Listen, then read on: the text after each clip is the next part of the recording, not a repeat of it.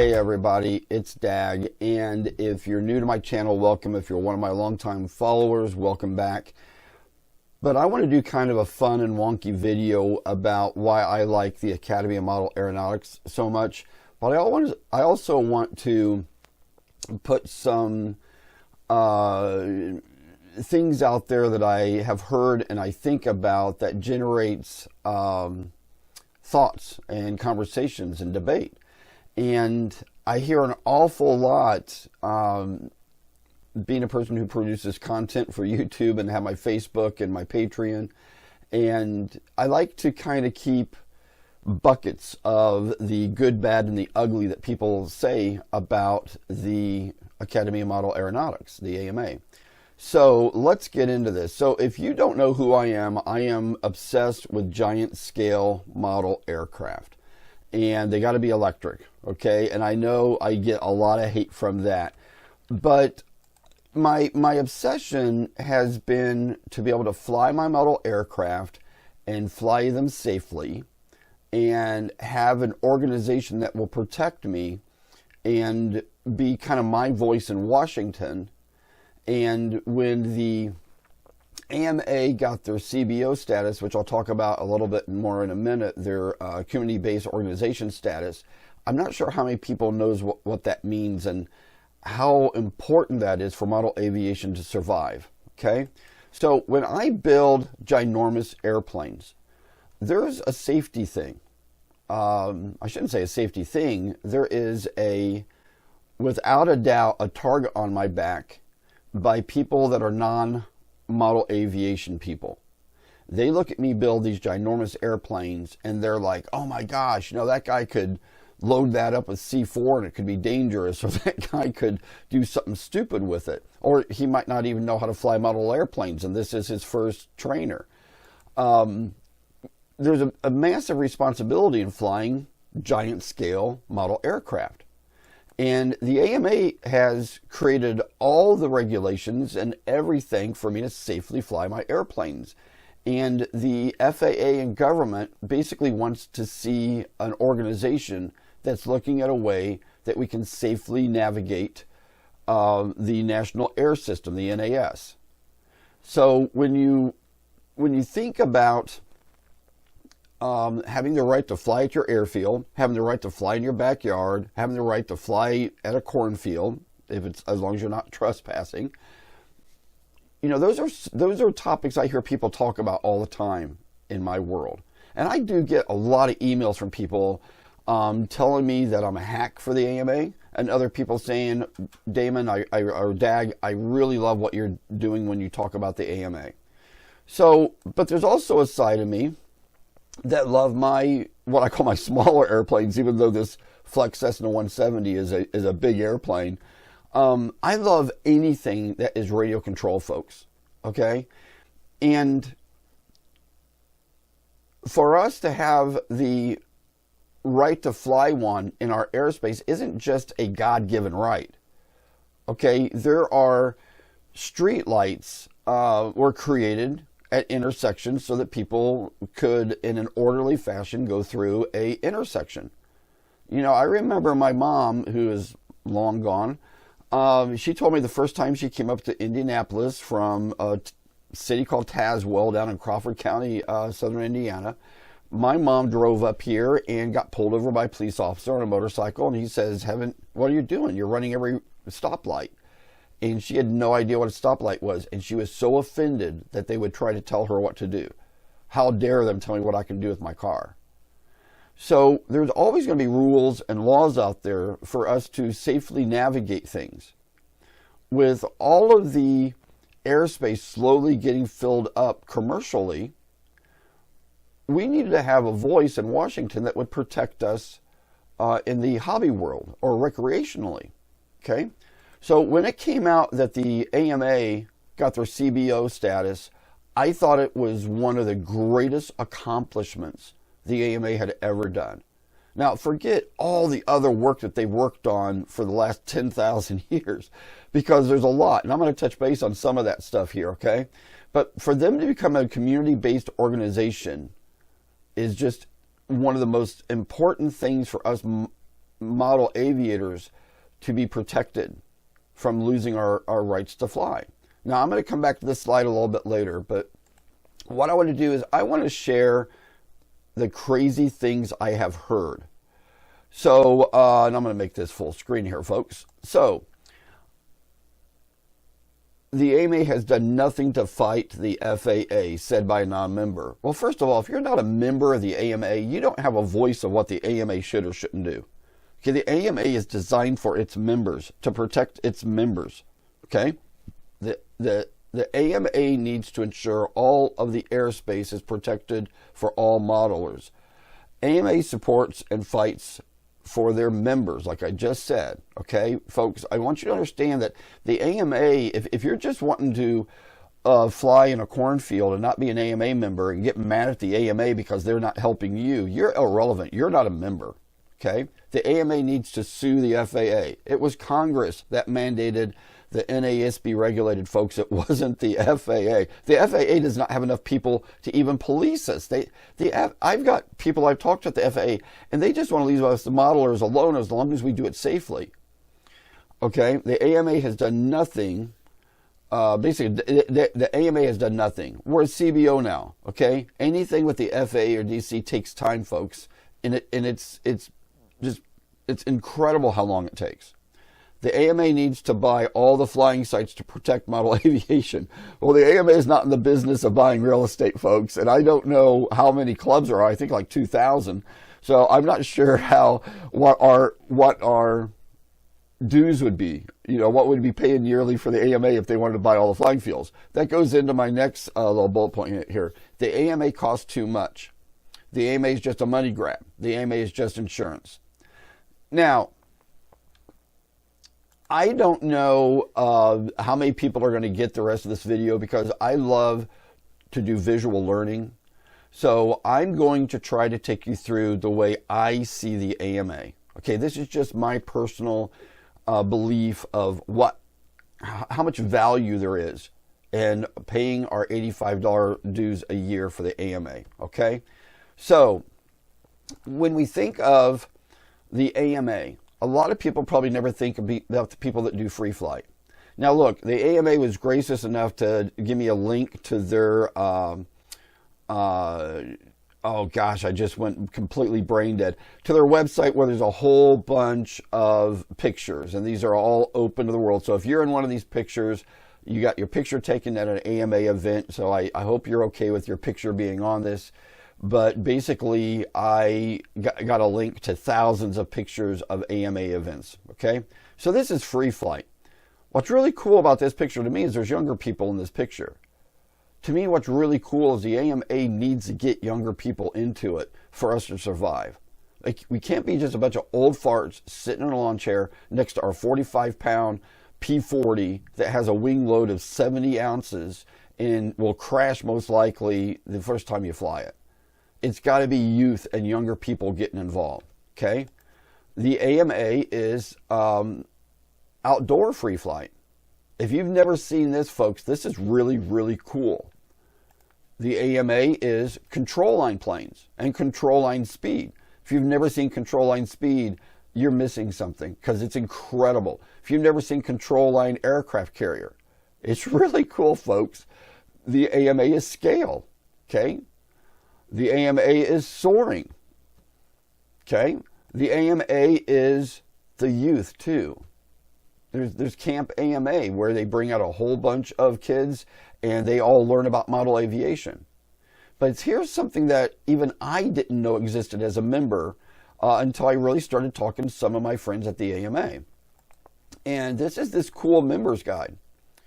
So if you're a non-AMA member, I would really ask that you, well, first of all, why aren't you an AMA member? Okay, now, and look, I'm not on here. This is not a paid program. The AMA doesn't even know I'm making this video, okay? But when I started looking at this document, it really clearly puts out there why my $85 a year is such a great value. And I'm going to have fun later on in this with my visual learning tools to try to help you understand the value the AMA is. Okay, I think the AMA should have 1 million members. I really do. I think we're right over 50 or 60,000 right now. But I think the AMA should have a million members. And we would have being a community-based organization, our voice would be a lot stronger, especially in Washington, if they knew we were a million strong. And I'm not going to read this entire document to you folks, and let me go back to full screen. But this document, everybody, just has so much information about what the AMA does for its members. And to me, it's mind-boggling that the team of people up in Muncie, Indiana at the headquarters is able to do all the stuff that's in this and manage all this stuff and does such a flawless job with it. And it's just, there's so much more to the AMA than I ever knew until I really started looking at what they do. And I'm a lifetime member. I paid the whatever big bucks, and I have a really cool lifetime on my AMA card. And when you really start to think about the complexity of it, but then I want you to think about it, and I'm not too much into competition, but imagine all of this right here. You got all the control line stuff for competing. You got the free flight stuff for competing. And then you got all the aerobatics, the combat, the scale, the helicopters, and all that on the right-hand side. Imagine an organization from scratch trying to create all the documentation to run stuff like this. Okay? So what I want to do at this point of the video is talk a little bit more about the CBO status and some other things that I think are really important to just to discuss, okay? The AMA is now a community-based organization for their members, okay, not the world. If you want to have a voice in DC and with the FAA, you need to join the AMA, folks. You really do. And the reason you want that voice in Washington is so important because as a CBO now, we actually are recognized as part of the national airspace now. So when they have these big meetings in Washington and Congress and all of that, the AMA can, I'm not sure if it's called register or sign up, but they have a legitimate, they're recognized now as a legitimate part of the national airspace. So we have a voice now. It's not that they look at us as a club and they're going to make all these rules without any of our input. So the AMA now has a voice in Washington. AMA is now recognized by the FAA as a model aviation community-based organization. Like I said, we have a seat. We're not just a club. And we have a place. I just said all of that. Sorry, I'm being redundant. FAA acknowledgement of the AMA safety program is the gold standard now. So understand, there's probably been 10 years. The Congress is the ones that mandated the FAA to look at the national airspace. So if you want to get mad at Congress, write Congress. Don't write the FAA. Okay? Unless there's a rule being made and we have to write the FAA. But not just anybody can just open up and say they're going to be a CBO now. They're going to have all the safety standards and all the stuff that the AMA has spent 10, 20, or 30 years, or maybe their entire existence, creating as an organization that we're now recognized as. Okay? And the CBO status now opens up the pathway for us to do many neat things. You may know this. There's some AMA clubs now that have this ceiling up to 2,000 feet for turbines and soaring. We're not going to just be regulated to 400 feet, folks. If it is possible in the airspace that your club's at, and the AMA works with the FAA, you can get higher altitudes now. So there's a lot going on. But now we're going to have some fun, and I'm going to talk, use my learning, my visual learning we're just going to have some wonky fun now. So imagine this is the AMA 10 years from now. Okay, you got Alice, who loves to fly control line. Scale, she's got her trophy there. You got Dirk, he just loves EDF ARFs. You got Deb, Jen, and Sue. They want to do control line at the Nats. Danny, he just loves park flyers. And you got Lisa, she just loves ARF warbirds. Okay, so just imagine for a minute, this is the future of our AMA. And I know you're going to say I'm full of it because we're never going to get this many young people and this many gals involved in the AMA. But my challenge is, why not? Okay? But I want to talk about a dark side of something too. So you got Danny, who loves scale helicopters, Beth, who loves to soar, and then you got Billy with his girlfriend Tiff. You always got to have a spotter if you're flying FPV. But the thing is that this, over the last 35 or 40 years of me flying model aircraft, has always been a touchy point with people. So you may not know it, folks, and it is without a doubt a fact, but there was a time a long time ago, and hang on a minute, let me go back to full screen here. There was a long time ago that we flew radios that looked like this, okay? And this little flag here told people I was on 72 megahertz. And on the back here, and I don't know if you can see it, there is a number, and my number was 16. So if I'm flying channel 16 in the air, nobody else could have channel 16 on, or my plane would crash. Okay? So, and by the way, this was a really kick-butt radio. I had this radio for a long time. This Futaba 9-channel here was just a kick-ass radio. But, sorry that I digress. So let's go back to this for a minute. So when you had your FM radio on at 72 megahertz, and I wanted to fly a glider, if I caught a thermal and stayed up for 35 minutes, it meant nobody else could fly on channel 16 for 35 minutes. I belonged to a club where they wanted to outlaw, at that club, flying gliders. Because people would say, oh, they're hogging the channel too long. This is crazy. And I almost quit that club. Because why would you be prejudiced against anything that flies in the air if you're a model aviator? Then the helicopters came around. And I remember everybody saying, oh, we got to outlaw helicopters. Those things are really dangerous. That big propeller spinning, it could go into the audience or the spectators or into the pits and kill somebody. A G65 engine, you know, with a 21-inch prop turning 7,000 RPM can kill somebody just as quick, folks. But now, today, we have everybody afraid of the drones. Oh my gosh, FPV is dangerous. Drones are dangerous. They're going to ruin the hobby. No particular part of model aviation is going to ruin the hobby. People are going to ruin the hobby. Okay? So now I want to kind of show to you why I love model aviation and the AMA. So this picture here is taken from a drone flying in formation with my 188-inch, 58-pound MSL-2. This is a completely scratch-built airplane I made up in my mind. And I have a really good friend, which is one of the best FPV pilots I know. His name is Eamon Kelly. And Eamon is flying sideways in formation, videotaping my MSL at about 399 feet. Probably 399 feet, 11 inches. And if you're an AMA member, you'll get that. I'm just joking, folks. We're probably about 200 feet. But we're just cruising along here. This was impossible 25 years ago, folks, but because of technology, drones are really kick-ass. I mean, they are so cool for doing this kind of video, okay? But let's think about the cost of the AMA and for me to do this really cool stuff. So I'm paying $85 a year. So I have an organization that's going to protect my right to fly, okay? Here is another picture of my buddy, me flying my MSL and Eamon flying backwards, and I'm trying to fly up to his drone. Okay, folks, drones are absolutely cool for model aviation, and just doing stuff like this is because the AMA has given us the ability to have some rights in the airspace, okay? But what's it really mean to join the AMA? It's about $7.08 a month.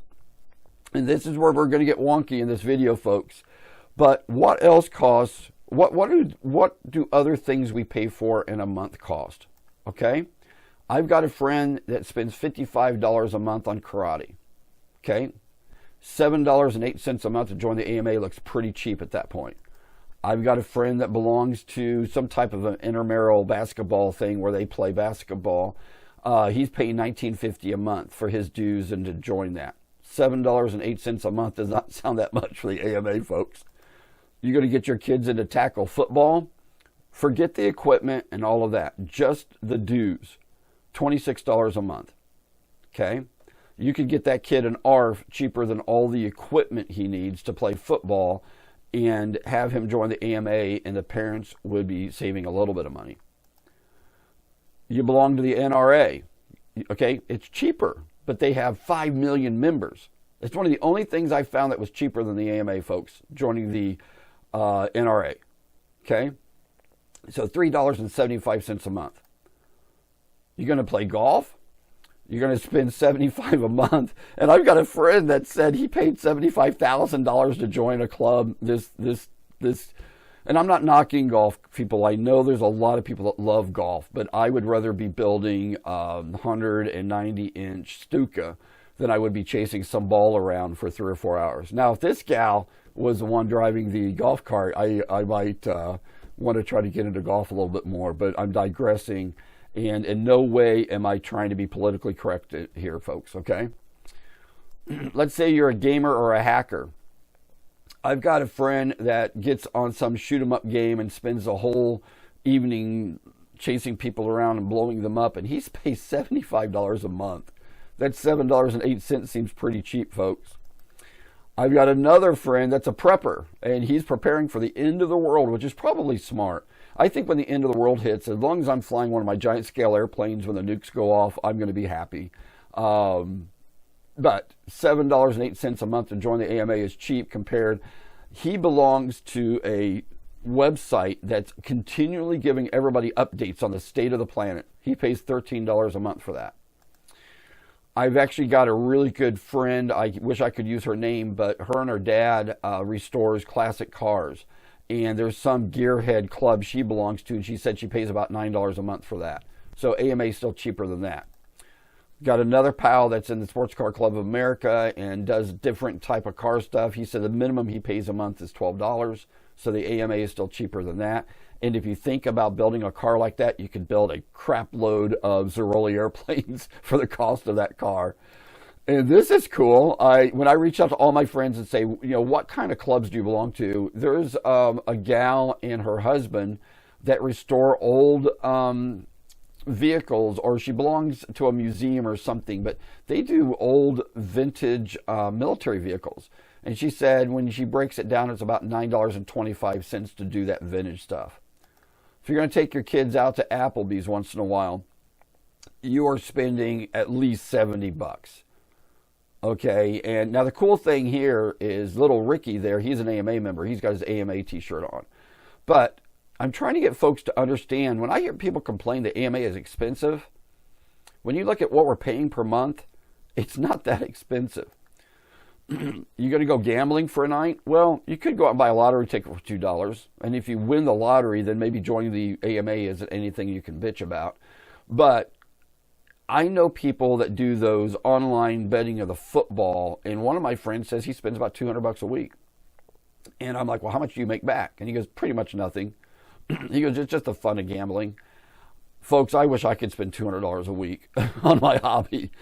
And I'm not knocking my friend, so I hope he doesn't think I'm putting him down. Let's say you are going to get together like some of my friends and watch college football. Now, I know this is only for like 4 or 5 months out of the year, but he says just in alcohol, he spends $125 per game. And that blows my mind. $125 per game. You know what I could build? Let's say you belong to the EAA, okay? EAA is actually cheaper than EMA. It's going to be about $4 a month. If you're going to be a part of AOPA, it's more expensive, okay? So AMA. So I found the NRA and the EAA are cheaper than the AMA. So when we talk about the CBO status, okay, and I'm going to be a little bit redundant for a minute. We have a seat at the table. We are not just looked at as a club. We now have a place at the table to talk about our airspace. FAA acknowledges us, folks. So this is what our $7.08 a month paid for. Okay, to me, this is just unbelievable, folks, that people, and the reason I really got triggered to make this video, folks, is I put out on my Facebook, which I have like 4,800 people following me on my Facebook, and said, I am so excited the the AMA is a CBO now and recognized by the FAA. And 2 or 3 of my followers said, oh, I bet they up the dues now. I know there's always going to be somebody who wants to complain. There's always going to be naysayers. There's always going to be somebody who looks at the most perfect F-104 and go, I don't like silver. Or somebody that looks at the most perfect P-40 and goes, I don't like tail draggers. There's always going to be naysayers out there. There's always going to be somebody finding something wrong with it. But I've always been a solution-based person that wants to look at what are we getting for our money. And when I look at what we've got now with CBO status, and I know, look, people, I know money is a relative thing. Okay, compared to Elon Musk, I could be homeless. But compared to other people in my life, I'm probably looked at as being said, oh, you're rich. You know, I've seen people, make fun of me sometimes when I buy a lottery ticket when they're buying $100 worth of cigarettes. Boy, your lottery tickets don't pay for rent. Well, no, they don't. But buying $100 worth of cigarettes is going to kill you a lot quicker than me buying lottery tickets. The world is full of naysayers. They're full of people full of hate. Now, I didn't always love the AMA. Okay, there was a period 20, 25 years ago, there were a couple of people at the AMA kind of running things that I totally disagreed with. I think that they were old farts that didn't look at where technology was going. They weren't true modelers. They didn't see through our eyes what us modelers who build things are. And unless you see it that way, it's really hard for people to appreciate model aviation. So, folks, all I'm trying to do is generate some thought, spark some debate. But if you're not an AMA member and you're going to complain about what the AMA has or hasn't done with the FAA, that's crazy. So, I don't try to ever put anybody down. If you followed my channel for any amount of time, I only share what has worked for me. I don't like to speculate. I like to do factual-based videos. I try to share with you when I build all these ginormous airplanes how you can do it and have success. Now, I've got one last slide here I want to show you. And this is me just having some fun. But my life of accomplishments comes from visual learning. I love to do visual learning. I work in 3D stuff to get people to visually see things to hopefully help them learn. But this last slide here that I'm going to pop up, hang on, let me get things ready for it. So this is a girl named Beth, and she's obsessed with model aviation. On her back wall there, she has Elon Musk, Chuck Yeager, and she used to have Amelia Earhart. Now she's got Tyler Dobbs. Tyler Dobbs was instrumental working with his team to get us this CBO status with the FAA and in Congress. So I look at this room, and then I look at my room here, my laboratory, and people that are obsessed with model aviation. We are on that island of misfits. There's people that will look at us and say, why would you spend $5,000 on a model airplane? I look at turbine guys, some of them being $20,000 turbines, and I would be nervous to fly it. Not that I don't think they should do it. I'm not saying they shouldn't enjoy turbines. But, I've got planes that cost $5,000 and $6,000 by the time I'm done with them, and I don't even blink an eye to fly them. But when you think of somebody who's obsessed with model aviation, we are on that that island of misfits. We're pilots, we're aviators, we're all kinds of people from all kinds of different walks of life. But when you love model aviation, you've got to have somebody who's going to be out there fighting for you. And right now, the only organization that I have seen get anything done is the Academy of Model Aeronautics. So, now look, I know this video is going to be one of those ones where I get a lot of trolls and people come out of the woodwork. I really don't care. I love trolls. If you're trolling me, you're not trolling some 16-year-old that's building a flight test plane or some 16-year-old that's trying to fly a drone. So I want to be that troll magnet. If you want to troll me, great. But if we as a model aviation community don't realize what the AMA did and how great it was, then I don't know what I could do trying to get people to understand. Being a community-based organization in the eyes of the FAA is one of the greatest accomplishments the AMA ever did. And I'm going to pay that $7.08 a month without ever... I think it's such a great value, folks. Now look, I know money is relative.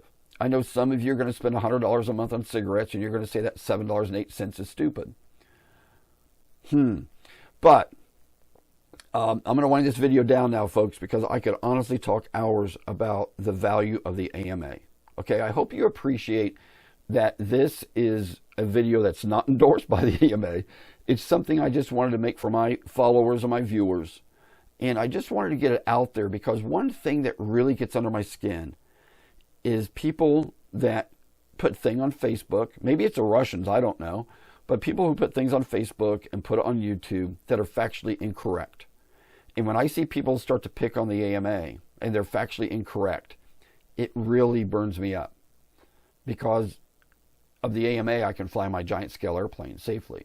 You know, if you're over 55 pounds, there's a whole large model program for you to be able to fly safely, and the FAA and Congress leave me alone. I can fly up to a 125-pound airplane and be left alone. And I think that's kick-ass. So look, if you haven't liked and subscribed already, if you hate this video, I'm sorry. You can go watch, the cooking channel. But folks, I just want people to see what the AMA did. And it was incredible, it was awesome, and it's a value. Okay? So I will keep updating you with my RC videos. I've got an ultralight video coming up soon. And I'm actually doing my 10,000 piece Lego build on my YouTube now because my awesome wife and daughter actually bought me something for Christmas I think is really super cool. It's just not some sweater I'm not going to wear, but it's a 10,000 piece Lego Eiffel Tower. So there's going to be a whole video log. I've posted 2 videos already on it. Or 3 videos. So I'll see you next time, folks. And I hope you know where I'm coming from on this. And rock on and have a great day. Later.